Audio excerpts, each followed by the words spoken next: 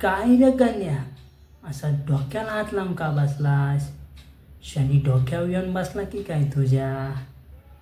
अरे काय सांगू मित्रा, पोराला चांगला शिकवला. म्हटलं इथं राहून काय करणार आहेस, जा मुंबईत. आणि गेल्या वर्षाला पाठवलं सुद्धा मुंबईला. अरे मग आत्ता कोणतं काय आणतंय? तुझा पोर हुशार पण हाय आणि मेहनती पण हाय. अरे होय रे, सर्व काय आहे. लेखाला मोठ्या भावाकडे पाठवला होता. म्हटलं खाण्यापिण्याची सोय करा, पोराला सांभाळून घ्या, आपल्या पोटच्या पोराप्रमाणे सांभाळ. कुणाकडं? दामू अण्णांकडं होता ना? होय. मग आता काय झालं? तो आता म्हणतोय जमणार नाही, पोराची व्यवस्था करा. पोर कुठचं टेन्शन करेल, कामाचं टेन्शन करेल की आता हे राहायचं टेन्शन करेल? दादाचं पण बरोबर आहे रे, त्याचं पण कुटुंब मोठं आहे आणि 10x15ची खोली. त्या खोलीत त्याचं कुटुंब राहताना नाकीनामा येतोय, तर हे कसं काय जमणार आहे? त्याचं पण बरोबर आहे एका अर्थानं. आपल्या पोराला पण आता आपणच सांभाळून घ्यावं लागणार आहे. आपल्या पोरांच्या स्वप्नापुढं मोठी अडचण असते, ती राहण्याची व्यवस्था. आपल्या पोरांची स्वप्न मोठी असतात रे, पण मग राहण्याची व्यवस्था नसली की मग ती स्वप्न अधुरी राहतात. आपल्या स्वप्नांना एक वातावरण लागतं आणि त्या वातावरणातच आपली स्वप्न मोठी होतात रे.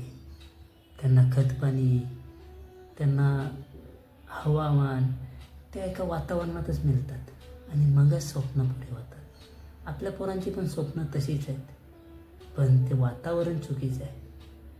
वातावरण बदललं की स्वप्न पण बदलतात. मग आत्ता गण्या, तू काय करणार आहेस?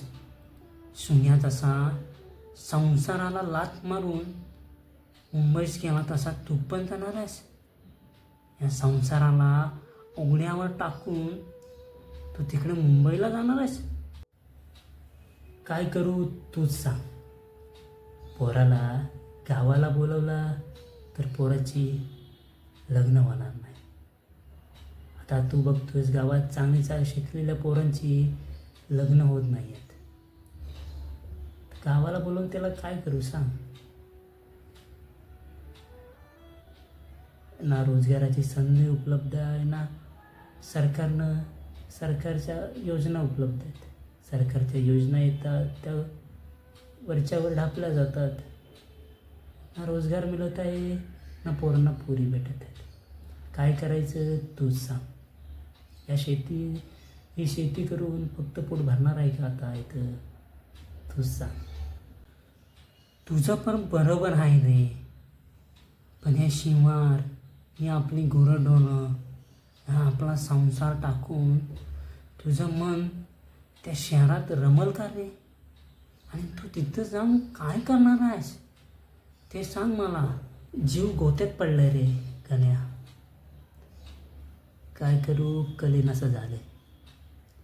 या काल्या मातीत संसार करून मरू की मुंबईसारख्या शहरात जाऊन तिकडच्या मातीत मरू?